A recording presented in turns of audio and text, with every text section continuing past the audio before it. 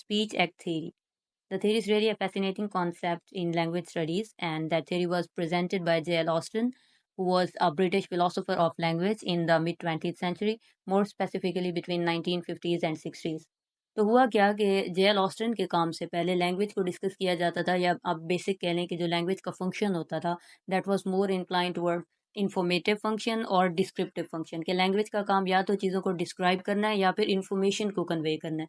जब आप कम्युनिकेट करते हो तो आप अपने वर्ड्स कन्वे करते हो एज अ इंफॉर्मेशन या फिर चीज़ों को डिस्क्राइब करने के लिए अगले बंदे तक, और फिर बंदा जो है ना अगला उनको अंडरस्टैंड करता है just as a means of information.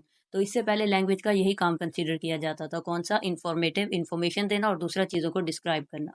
But J Austin was much of revolutionary. वो कहता था कि लैंग्वेज का काम इज़ मोर देन दैट, कि एक सोसाइटी के अंदर जब एक लैंग्वेज होती है तो उसका काम सिर्फ इंफॉर्मेशन को कन्वे करना या कम्युनिकेशन करना नहीं होता, बल्कि it has to deal with performance. Language should have performative actions, कि लैंग्वेज जो है ना एक्चुअली हमारे एक्शंस परफॉर्म करने से जुड़ी हुई होती है।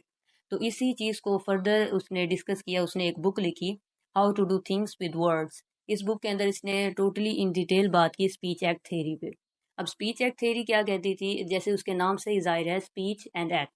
Speech and act are interconnected things, के वर्ड्स और हमारे जो एक्शंस होते हैं दे आर इंटरकनेक्टेड थिंग्स, के when there are words there will be an action behind it. तो ये थ्योरी क्या कहती थी कि जो लैंग्वेज है it should have performative action. आसान वर्ड्स के अंदर के लैंग्वेज का काम या फिर आप जो वर्ड्स प्रोड्यूस करते हैं उसका काम सिर्फ इंफॉर्मेशन देना नहीं होता, बल्कि हर एक जो वर्ड होता है उसके पीछे इंटेंडेड मीनिंग्स होते हैं, या फिर आप कह लें उसके पीछे कोई ना कोई एक्शन जुड़ा हुआ होता है। हर एक वर्ड के साथ, हर एक फ्रेज के साथ, हर एक सेंटेंस के साथ जो एक पीपल जो है ना वो प्रोड्यूस करते हैं, उनके पीछे कोई ना कोई इंटेंडेड मीनिंग या कोई ना कोई एक्शन होता है। अब उसने जो है ना ये बताया कि यही जो एक्शंस होता है, एक्चुअली हम जो भी वर्ड्स प्रोड्यूस करते हैं उनके जो मीनिंग्स होते हैं वो लेयर्स के अंदर होते हैं। कोई भी एक बात होती है तो उसका एक ही मीनिंग नहीं होता, कि जैसे फॉर एग्जांपल एक वर्ड है तो उसका जो डिक्शनरी के अंदर मीनिंग दिया जा रहा है बस वही ही उसका एक ऑथेंटिक मीनिंग होगा, फिक्स मीनिंग होगा। बल्कि लैंग्वेज जो है ना वो एक निहायत फ्लेक्सिबल किस्म की चीज़ है, तो उसके अंदर मल्टीट्यूड ऑफ मीनिंग्स होते हैं। तो जब एक जो है ना कोई भी वर्ड बोला जाता है तो उसके अंदर जो है ना वो लेयर्स ऑफ मीनिंग्स होते हैं, और उन लेयर्स ऑफ मीनिंग्स के अंदर एक्चुअली एक्शन पोशीदा होता है। जब आप वर्ड्स बोल रहे होते हो तो आगे से आप आपके इंटेंशंस में भी वो कोई ना कोई एक्शन होता है, फिर आगे से जो बंदा होता है उसका भी जो है ना वो कोई ना कोई एक्शन होता है। तो जहाँ जहाँ पे वर्ड्स होंगे वहाँ वहाँ पे एक्शन भी लाजमी होगा, और इसी वजह से लैंग्वेज को रिस्पॉन्सिबल समझा जाता है सोशल इंटरेक्शन के लिए। That was a theory by J L Austin. अब जे एल ऑस्टिन ने जो है ना इसको जो मैंने अभी आपको पहले बताया कि लेयर ऑफ मीनिंग्स थे, उसको इसने कैटेगराइज किया थ्री लेयर्स के अंदर। The first one are illocutionary acts, sorry first one is locutionary acts. Locutionary acts क्या कहते थे, that are the basic meanings of the words और surface meanings of the words, are we में से the literal meanings of the words. कि जब आप कोई भी जो है ना एक सेंटेंस बोलते हो उसका सरफेस मीनिंग क्या है, वो अगले बंदे को क्या समझ आ रहा है, दैट इज लोक्यूशनरी एक्ट। दूसरा है जी इलोक्यूशनरी एक्ट। इलोक्यूशनरी एक्ट होता है इंटेंडेड मीनिंग, कि आप जो वो वर्ड्स प्रोड्यूस कर रहे हो आपके उसके पीछे इंटेंशंस क्या है।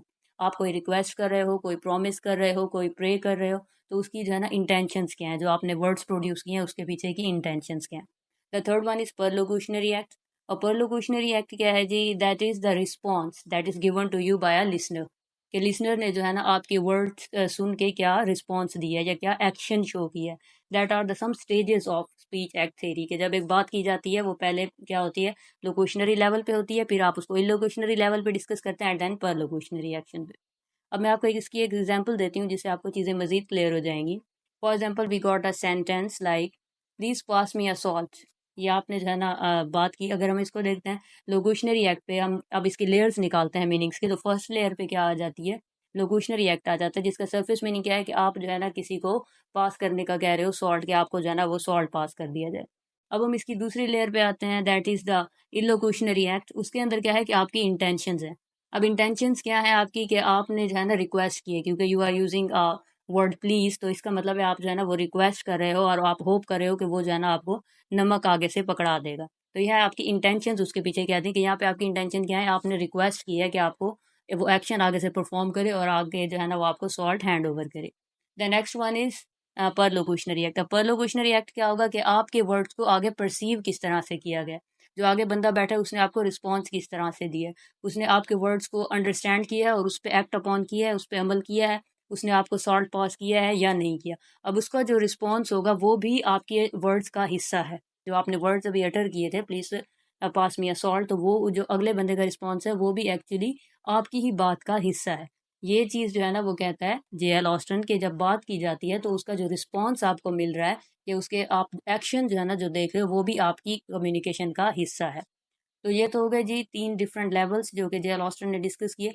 अब उसने जो है ना ये बताया कि अगर वो तीनों कंडीशनिंग या वो जो तीनों हमने पीछे जो है ना वो टाइप्स पढ़ी हैं एक्शंस की, वो अगर एक अच्छे तरीके से फुलफिल हो जाती हैं, फॉर एग्जांपल जैसे हमने सॉल्ट वाली एग्जांपल ली, तो अगर अगला बंदा आपको वो सॉल्ट पास कर देता है, तो इसका मतलब है कि एक स्पीच एक्ट थ्योरी का जो एक सिनेरियो था वो सक्सेसफुली कंप्लीट रहा। तो अगर जो है ना एक कम्युनिकेशन इस तरह से सक्सेसफुली जो है ना वो रहती है, या कोई भी स्पीच एक्ट जो है वो सक्सेसफुली कामयाब होता है, तो उसको जो है ना उसके लिए उसने एक और टर्म यूज़ की, दैट इज़ फेलिसिटी कंडीशनिंग। अब फेलिसिटी कंडीशनिंग क्या थी कि जब जो है ना आपका कोई भी एक्शन या कोई भी ये जो स्पीच एक्ट है वो सक्सेसफुली कंप्लीट होता है, तो इस चीज़ को उसने क्या कहा, फेलिसिटी कंडीशनिंग कहा था। So that was some basic concept of that theory. I hope you got it. And if you like the content, don't forget to subscribe to the channel. Thank you.